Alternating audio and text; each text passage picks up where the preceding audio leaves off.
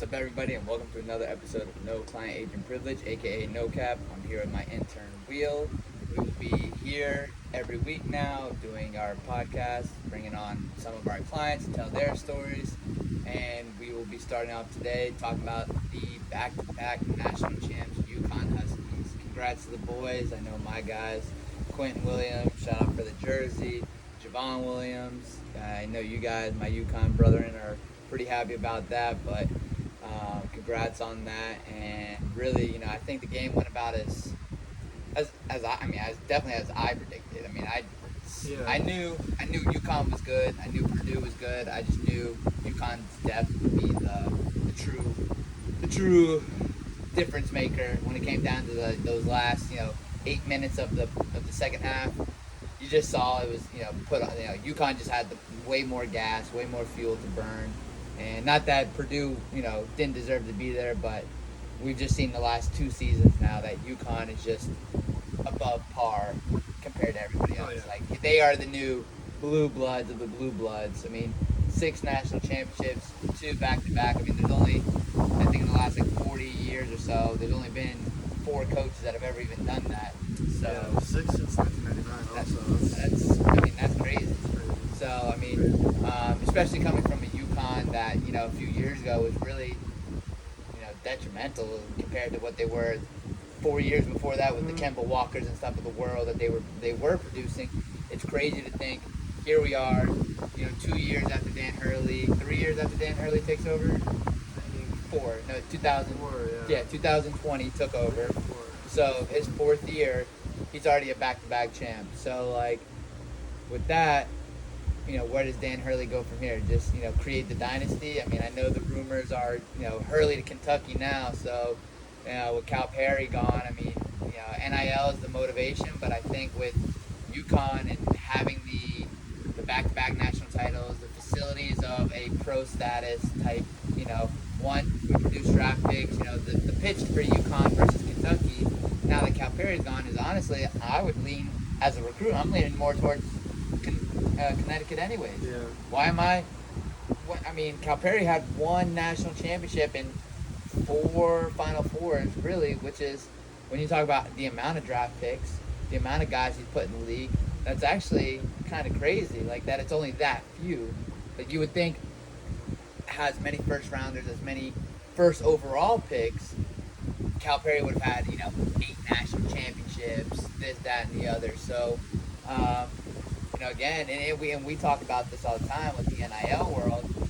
Here goes Calipari to Arkansas now, where the budget just for NIL basketball alone is $5 million. If I'm Calipari and one, you're talking about you're going to be allowed to have all the money in the world with the guy from Tyson. He's a alumni for Arkansas. Jerry Jones. You've got money that most people, could only dream of at your disposal, especially when it comes to guys that are diehard Sioux Pigs. This man is going to be able to do whatever it is that he wants with regards to, the NIL recruiting side of stuff. So, it really is a crazy mindset to think that even the coaching decisions are going to be based off NIL now as well. So, we can even get into a little bit about, some of the guys that, really profited off of the NIL world, like the DJ Burns and the Jake Golkis of Oakland, guys like that. DJ Burns, such a, just a likable guy. Yeah. And on a team that was not supposed to be there, Right. That's the story. That's how it happened as well. Last year, who did we have that made a run? It was FAU. San Diego State. San Diego State. FAU.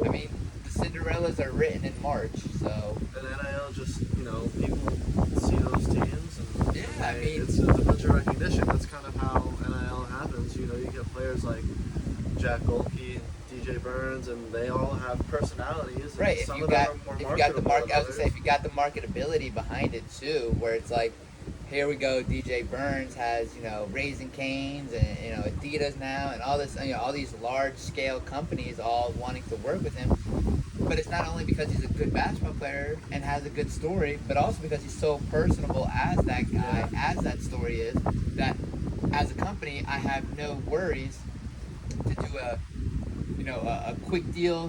It's we didn't Like really do our one due diligence. campaign. Like all we know is that he's a good basketball player and that he's a nice guy. Mhm. But we're willing to put in because he's so hot right now. He's so popular right now. We're willing to put that work in. We're willing to put the risk of, hey man, like we're trying to give you this much for just like 3 posts. Right. Or we'll come in and record something. I mean, how much better can it get as a marketability type Right. player, especially on the NIL where you're coming from, DJ Burns, who I can guarantee you a year ago probably never thought this moment was going to come. I mean, Jake Golke, I can guarantee, with coming out of Oakland, who's going to shoot like that against Kentucky again?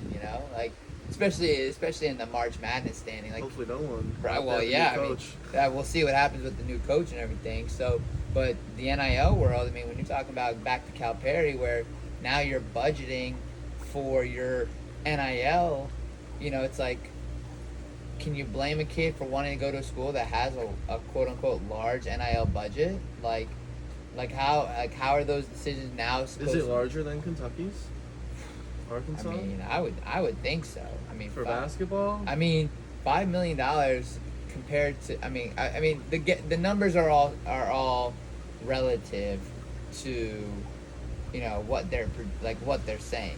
You know what I Right. mean? Because there's I know people at FSU who, when there were certain players that are now getting drafted, they were getting donors like directly to them. Like they were getting money, so like that wasn't part of the NIL budget, but the amount of money that was getting paid to them was crazy. Like just off singular donors, that just like, hey man, I love FSU, or I love Kentucky.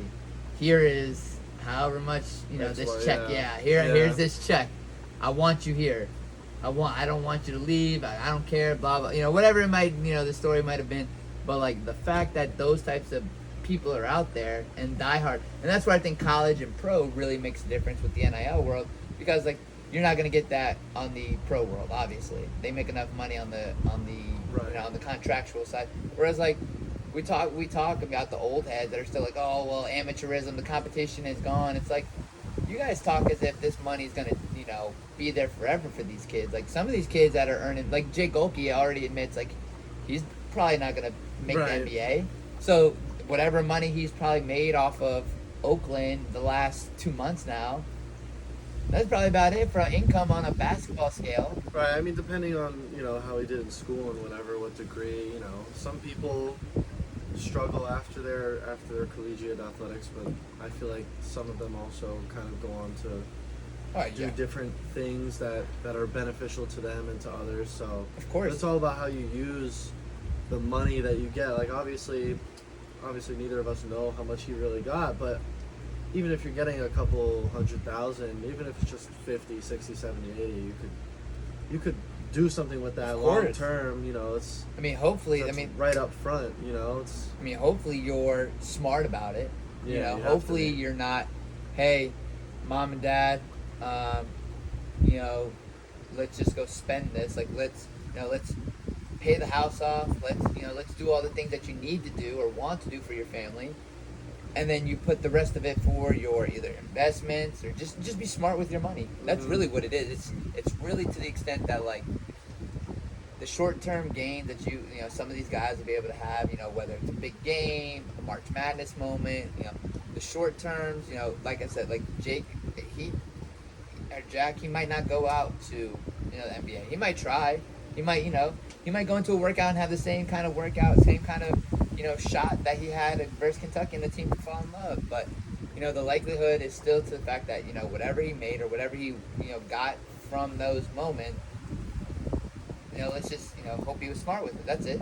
Yeah. And that's, again, you're talking about college kids, so you're hoping that the maturity level after that is smart by somebody either working with him or somebody that's, in his family helping him out, whatever it may be, that they're also smart enough to understand, like, what needs to be done and why it needs to be done that way, taxes, everything like that on the back end stuff. But then, if you don't do it that way, I mean, then you just screw yourself in the end. So, the NIL world, now Auburn going to Nike, so that's big for our guy. Denver, You know, I always laugh because Under Armour is also AU, and Auburn is also AU, so they were always reversed for each other. But other than that, I never understood why Auburn was really the only SEC school that wasn't Nike. I feel like. I mean, I don't really know any other SEC schools that aren't Nike. Like Miami, no. Tennessee, no. Everyone's, I mean, SEC wise is Nike. So it was always funny. So now that they got that, hopefully, that can kind of funnel somewhere, especially those 2 new 5-star recruits coming in. Auburn should have a really good run next year, hopefully. Auburn looks exciting. Obviously they kind of made an early exit this year. A little early. I'd say.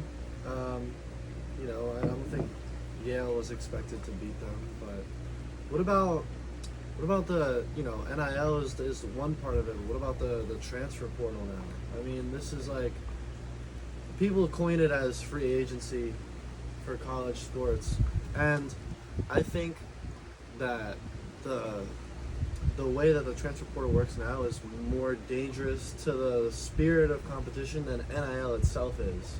Oh, I agree 100% with the transfer portal being more detrimental to the actual Right. sport of it all. But, like, again, can you really fault the kids for it? Because You think that they won't make money at the school that they're at if they stay? Like, well, I don't see why they have to. If they have a name for themselves and they're playing and they're doing well and people are seeing this, then why do they have to leave? Well, maybe not be why do they have to, but there are teams and there are schools that will have a certain budget laid out for the kid, and at the end of the day, the kid can obviously ask for more, and the school can be like, hey, we don't have that budget, or we don't have that. You can go find it somebody else, somewhere else, and the kid just says, okay, and then enters the transfer portal. It happens. Now it's probably been the main cause of all of it because, Right. With the NIL collectives and stuff, that's where you're really getting those bigger deals to stay come from. So it's like if those schools or the NIL collectives aren't large or aren't large enough, if that money's not there right now, and I'm a kid and they're telling me, oh well, in the fall we can probably do that. It's like no. Like I need my money now. Like and that's how most kids think when it comes when it comes to waiting for the transfer. Because then if you wait, your portal is going to be done. Everyone's going to fill their spots. So again, sometimes kids enter and they end up coming back and everything like that. So it's definitely a bigger risk. I think it's a bigger the transfer portal overall is definitely the bigger risk of it versus the NIL as a whole. The transfer portal is just kind of one of those, like, they're giving the kids the options because the whole backlash from when coaches leave with no repercussions and Right. stuff like that. Like, oh, this coach left for that job because he gets more money there, but he left all 20-something recruits, the 15 on the bench and the 10 he had 5 he was bringing in, and then same with football. Like, you had a whole 30 person signing class, and now that coach is gone because he did so well recruiting. So it's like that's really on the NCAA for letting coaches be able to do that as well. It's like Right. it's like you should have as much control of your coaches as you do your players. But again, it's like a free entity because in the long haul of it all, the NCAA won't be here in the next decade. Like, the NCAA will literally be gone. I mean, again, the NCAA as a whole wasn't around 100 years ago. Right. It's like 70 years old organization, 60-year-old organization. Before that, people were scheduling games, conference championships, like all that stuff was happening before the NCAA even came around. The only reason it came around is because somebody saw an opportunity on the business side to start making money off of it. Yeah. So Yeah. now that the NCAA is kind of losing its grip on the games, sponsorships, the rulings versus states and stuff, as an organization, you're never going to beat state laws. So it's like, as this stuff keeps happening and as the NCAA keeps losing, sooner or later the colleges are going to get together and be like, what are we working with the NCAA? Other than really, the March Madness. That's gonna basically be the only reason to keep the NCAA around, because they probably have the naming rights for the next 100 years for March Madness, and nobody's gonna want to lose that on the marketing side. So that'll probably be the only thing keeping the NCAA alive for the next decade. After that, I don't know. It might there might not be an NCAA. So they'll we probably will have see. to restructure something. For sure. It's just, a lot of people complain now. I've seen a lot of people complaining about the NIL and the transfer portal and all that stuff. But on top of all that, how important do you think nowadays, especially for college players, do you think it is to have an agent with you through your collegiate career? Does it really offer that much benefit? Because it's just NIL, obviously. So It's also the caliber of player, because look at a guy like Caleb Williams, who's probably had an agent since he stepped on Oklahoma's campus. Right. Like you're talking about a kid, or a money manager, whatever it might be, whoever it might have been. At that point, you're talking the amount of deals, the amount of stuff, the amount of attention to detail that would have taken to happen so quickly, because it really would have been 1 year, then USC, then Heisman, things like that. So it's like having an agent where you're transferring, you're trying to learn a new offense, you're living a different life. He's definitely gonna need that. Even if dad is helping, I know that's like the main guy who's done stuff, but like we all know there's an agency in the background, like an Excel or C.A.A., some big shot agency that's helping dad or helping whoever is the money manager funnel all this stuff into the right accounts, where this needs to go, where that needs to go. Like a Drake May, whose brother was a pro, his parents are all athletes, things like that, where it's like there's probably using their agents or old agents to help Drake kind of make sure all his shit's together before he gets draft ready. So things like that, definitely. But we're talking about the high caliber type players. So of course, having somebody like an agent to help you and guide you and work you through all that stuff is definitely the only way to go about it. You can't do it on your own. Not with classes, not with going out, not with trying to live a social life. You just even if you are the guy that is your nose is in the playbook, like you're this that, and the other. If you're not out hanging out with the boys and doing stuff like that, and you are in the classroom and you are in the playbook, you still aren't going to give yourself enough time to do all the other stuff, to do all the other NIL stuff. It's a big responsibility. Right, exactly. Especially if you're serious about it, it becomes and even on the pro side, I mean the marketing side, there's a reason a lot of pros have separate marketing agents or full service agencies that have a marketing division for them, because the amount of pro side it takes to get stuff done is even more. And not to mention, you're at a higher caliber league where, I mean, yes, you don't have school, but you have to practice and train 10 times harder just to stay relative in the league. If you're not Mr. Aaron Rodgers or Tua Tagovailoa, anybody, the big name guys of the league now, it's like you got to be able to do all that and have somebody help you with it. So, the NIL world, when you're the average player, can you get it done without an agent? Yeah, sure, you can get some deals done. Why not? You can reach out to a couple companies, say, I got a nice following, I got this, I got that. But at the end of the day, it's like, when you try to be professional about it, you better have all your ducks in a row. Yeah. Like you better know where, if you're taking money or you're earning income of some kind, you better have a tax person. You better have somebody, to do all your income. Like, there's a lot of stuff that most of the kids, with regards to earning profits and things like that, if they're selling stuff or they're doing things like that and they haven't created an LLC or even a non-profit, if they do camps or something like that, what happens there is all that starts to, again, add to their plate, and then they get slammed or they get into, a sticky situation where if you don't have an agent or you don't have somebody to help you with it, it's just going to eat you alive. So with regards to that, I mean, that's where even a lot of my guys, when it comes to the income of stuff, we have all that, written down to make sure that we know what we're receiving, so we can, make sure it's a income for them. and we send it to the accountants and make sure that it's taken care of towards the end of the year when taxes come around, like now. So does that kind of play into? I know it's also a big topic these days. You look at international players like Zach Edey. He's just one. He's Canadian, right? Right. So how do you feel or think about the laws and the rules that are in place with the international?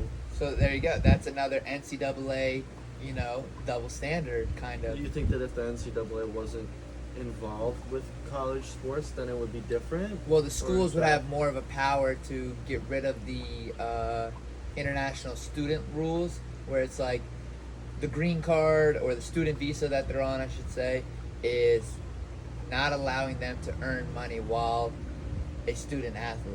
But the NCAA is basically the one who says that's how it should be.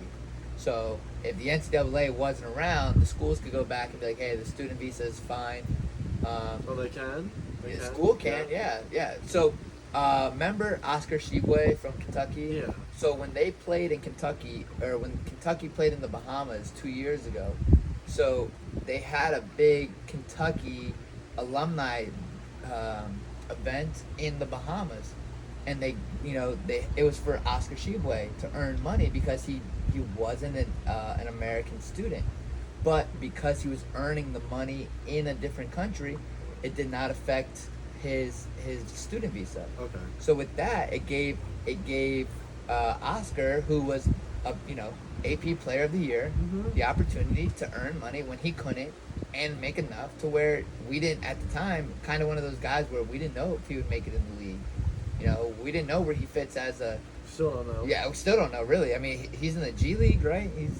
I'm not even quite. He plays for the Pacers. Right. So So I think he's back and forth. He's on a two-way. Yeah, so it's like one of those guys, like, you're talking about, and Edie's a perfect example of that as well.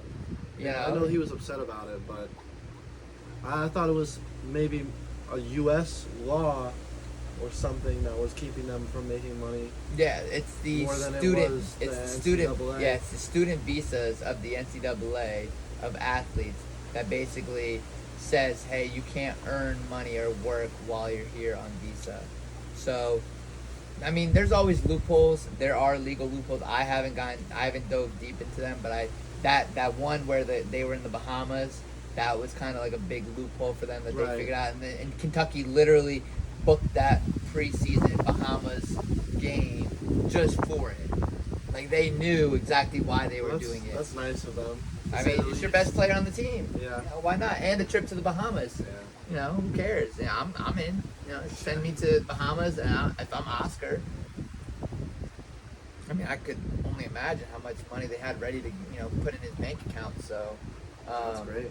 yeah, I mean, again, there's always loopholes with things like that. I mean, luckily enough, we don't really represent anybody on the international side, but, even getting into, the draft talks now.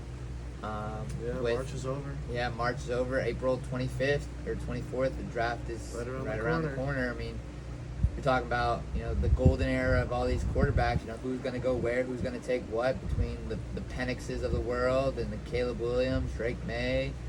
Who knows where JJ fits on somebody's roster.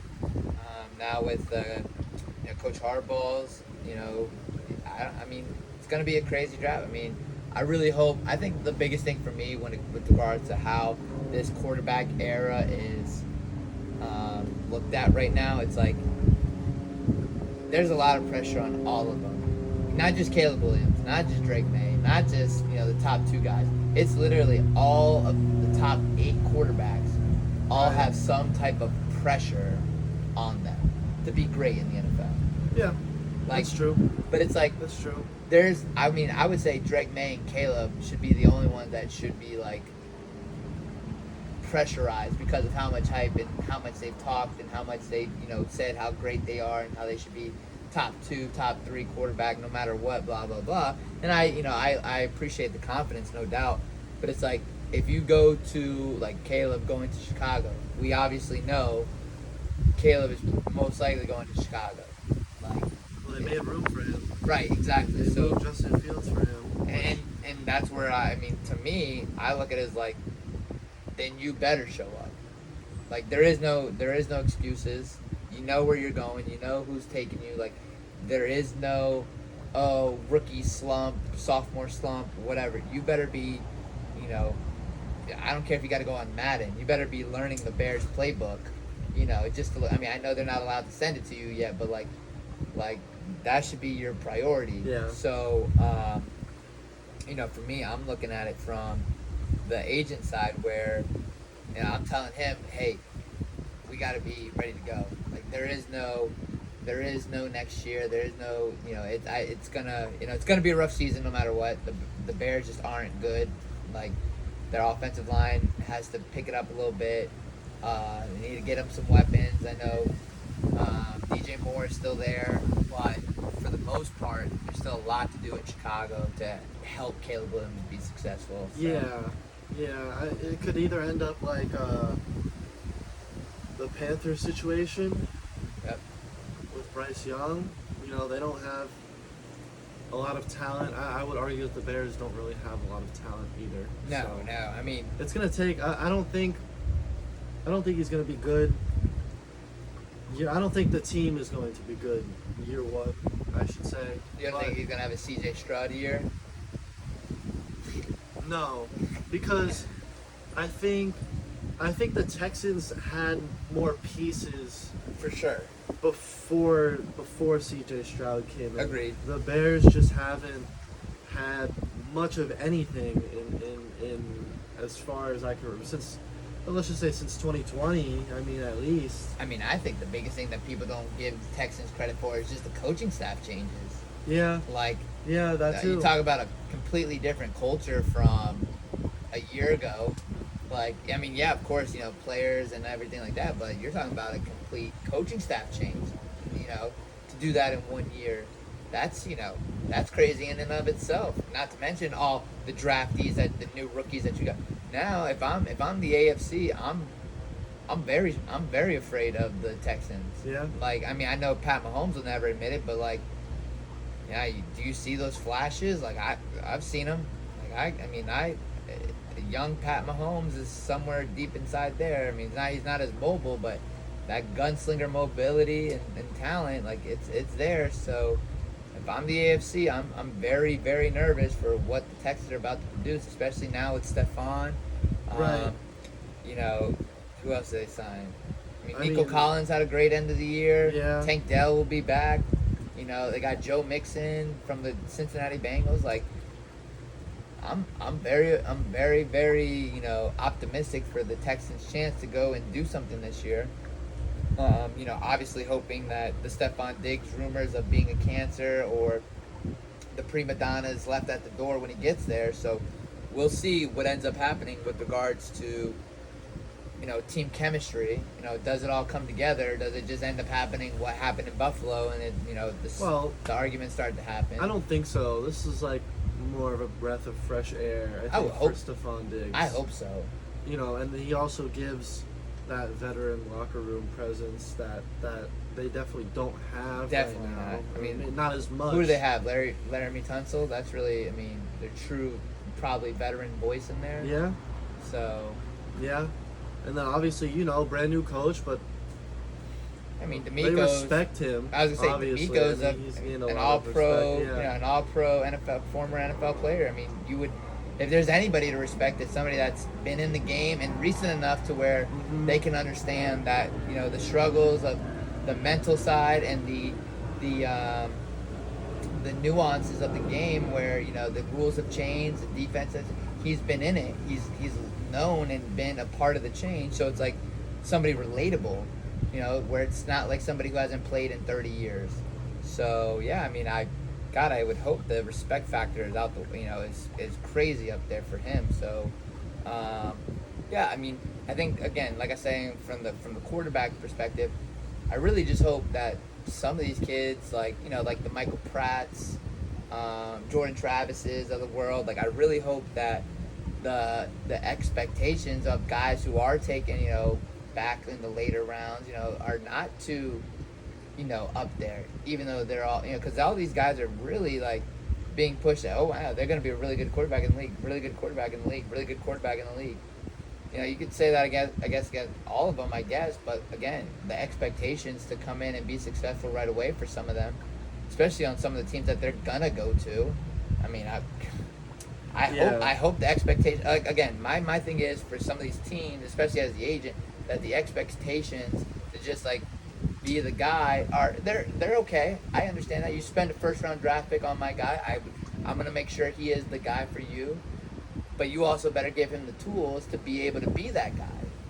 Like the rookie quarterback mentality is all fine and dandy, but like if you don't give me the tools to grow with it within the system, by game 6, and we're still looking the same, or nothing's changed, that becomes a team thing, less of a individual thing. So you have to get them comfortable. Of course, and that's the biggest thing. That is the biggest thing. As much as they can act like they're not phased, or they can have all the confidence in the world, but that starts to show through when you're not translating your game onto the field. No doubt. Like you said, you're not.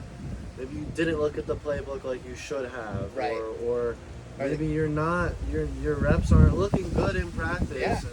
And I mean, even the conception of learning the playbook, just in generally speaking, like being able to verbatim the entirety of the playbook by week 8, midway through the season, you're hoping that those guys are ready to go, as a rookie, I should say. But again, that's kind of one of those things where the expectations to know all that is already written in stone wherever you're drafted. Right. So, and then we can kind of get into now. We can talk about the UFL and some of the guys that are fighting for their lives and trying to stay relevant in those types of leagues and stuff like that. Where now, as a guy who, I guess you could say that undrafted free agent, that priority free agent, and you don't know if you're going to make a roster, if the UFL survives for the next year or so, do we start seeing kids just go straight there? Or do you because like the dream chasers, the reality of it is you're probably just going to be a camp body most of the time. You're a priority free agent or an undrafted free agent. So you get your 2 weeks of glory, but then you miss the entirety of the season of the UFL. I mean, do you chase your dream and you just say, hopefully, next season when the UFL comes back around, I get picked up? Or do you get out of college and you try to get drafted? If I was in that position, I would probably like if I knew that my chances with the NFL weren't looking tremendous, I'd probably take the UFL route. Simply because it doesn't matter who's watching and who's not, because the truth of the matter is that there's people that work in the NFL that get paid to watch that stuff and watch it well. So it doesn't matter how many people are at the stadium. That was my mindset. If you're playing and you're playing well and you're able to make a name for yourself, then you're going to get an opportunity, maybe even a better opportunity in the NFL than you would if you were a 6th, 7th round type of guy, undrafted type of guy. Here's my mindset towards it. If you're the guy that you just know you got talent, you went to a small school or smaller school, you had a good season, it wasn't great, and you finished the season off. If you're getting into January and the scouts and the NFL teams haven't really been hitting you up, for me, why not go play in the NFL or the UFL? You got 10 weeks, you get a contract, and then even after that contract is done, the UFL basically allows you to go play in the NFL because they want to look good too. They want to look like the funnel system that, hey, our guys, they're done with the season, they go to the NFL. So as a rookie, why not get an extra free 10 games? Or free, you get paid 10 games.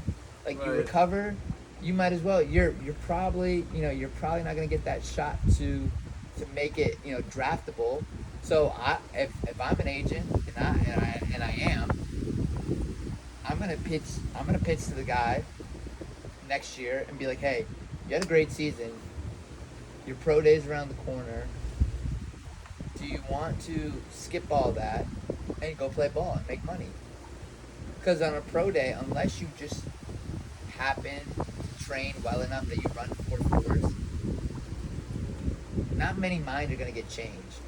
Like, it's very rare that a pro day changes people's minds. Or Right. change, like, your film Or is what... drastic enough. Right. at least. Like, exactly, to get you drafted. So, like, the big thing is that pro day worth the $60,000 to $100,000 you could earn playing in the UFL? Right. It's You know, probably not. that's what I'm Probably saying. not. Especially if Probably you not. kind of know where you sit with, like, regards to that. Like, if I'm a rookie, I'm definitely, why not? Like, so what? You miss rookie minicamp, or you can miss a rookie minicamp. But they're looking for film anyways. If you go to the UFL and dominate, then there you go right there. You'll end up getting a look just because you had 3 tackles, an interception, a forced fumble in live game action versus professionals, versus guys who are probably on NFL rosters. Right. So it's like, for me, I mean, and I thought about it this year too when I was going through my draft selections and stuff like that. Like, I saw a few kids, I'm just like, what was the point in that pro day? What did that prove to anybody?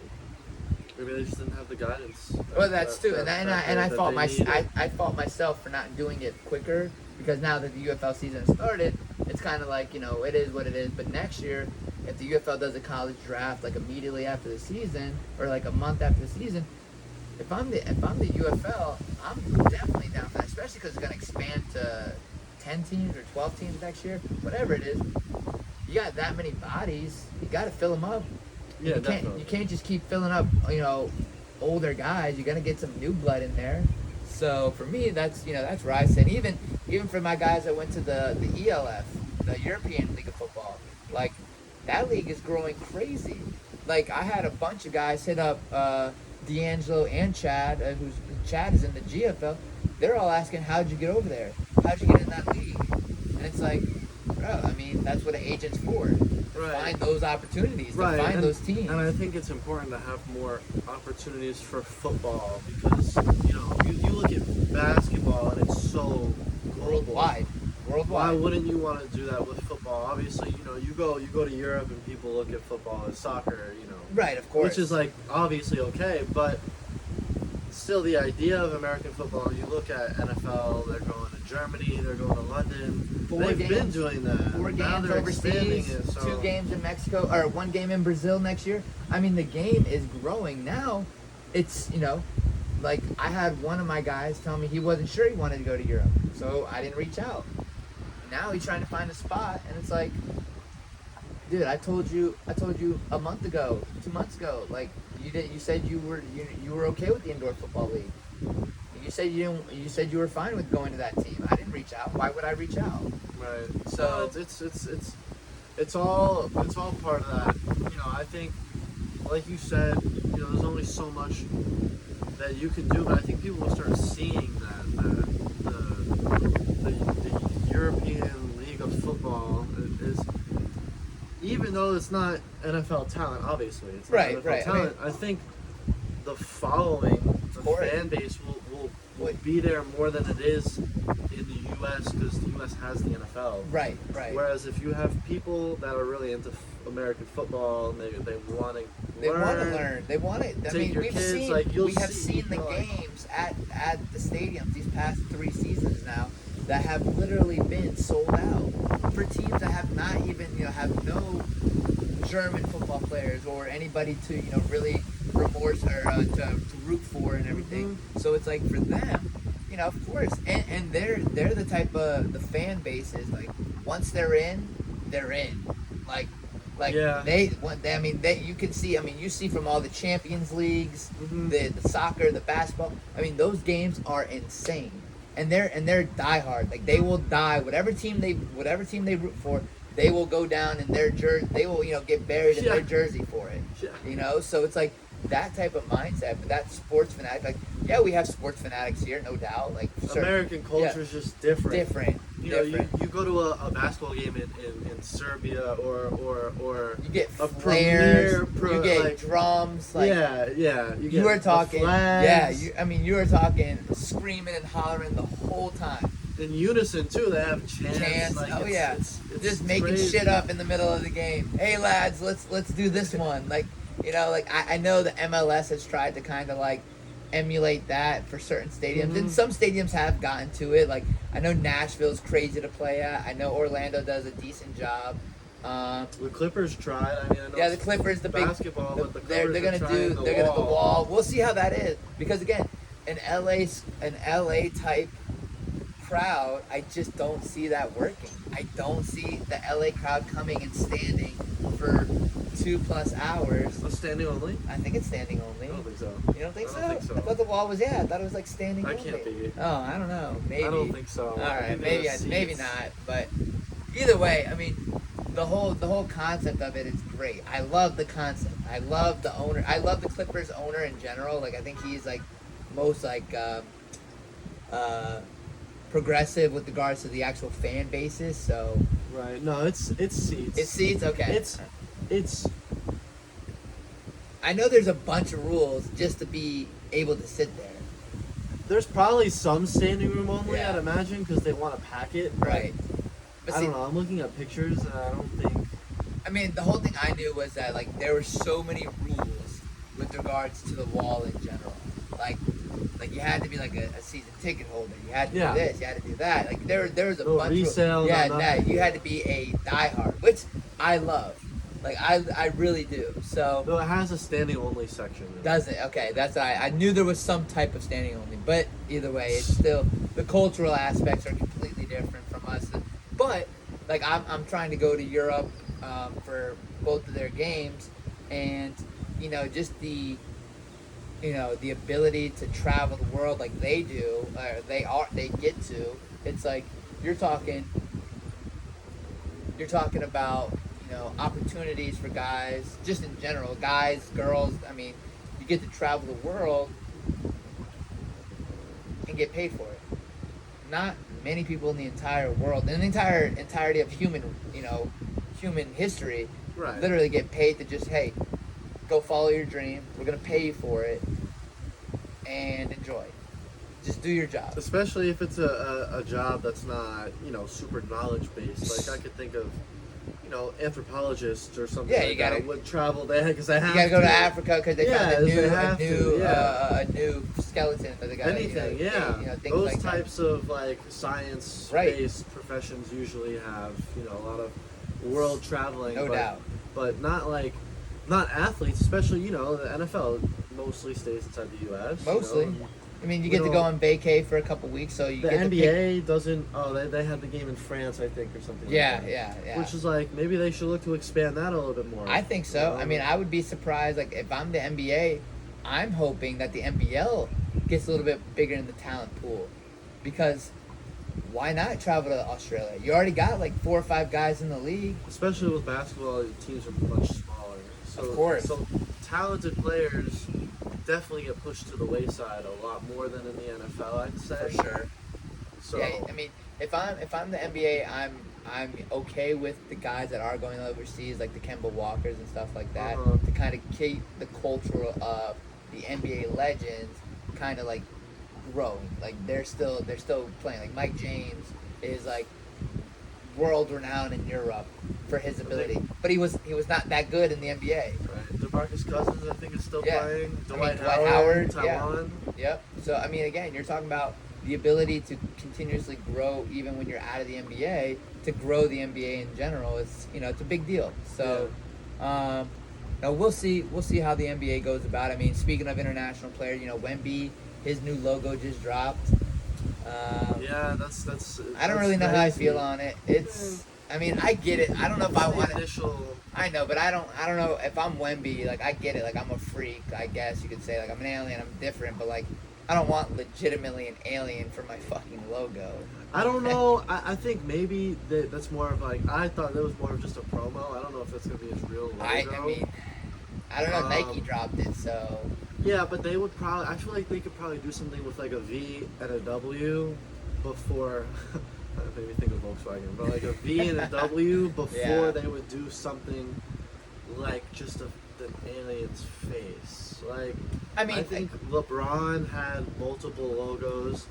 Well, Yeah. he had the L23 for a the while. L23, and then he went to the lion, LJ. the LJ, He had the lion lion also. I think a lot of players, Well, especially Wemby. But He's you're probably gonna have two. of course, two and that's logos, and like that's the what you're. alien You and the have your initials. marketable, branding. You have your certain time frames for each one, and then after a while, you pick the one that made it the best, and you Right. leave that as the logo. Right. Like Jordan is just lucky enough to where that logo was the Yeah. logo. Same with Kobe. That logo is Right. like it's just lucky enough that it just hit that well, and it's obviously, of course, the backing behind it all is the player. So if Wemby Yeah, continues so- on growing and staying the way that he's He'll staying, wear anything. dude, I'll wear. I'm gonna wear an alien. Like, what do I care? Yeah. Like, so I feel like the alien would be better on a shirt, for sure, then a shoe. and then like yeah. You need your graphic. You need your graphic. Then you need your signature, right. and then you need your full logo. So Mhm. whatever it is, and that's kind of how that usually works on the marketing Like side. with us, we have the This is the this is is the logo. and then you And have then the whole the spelled whole out. Yeah. his whole shirt, exactly, and that's exactly how you're supposed to do it. Right. Like the crest, Mhm. you stick it on wherever you need.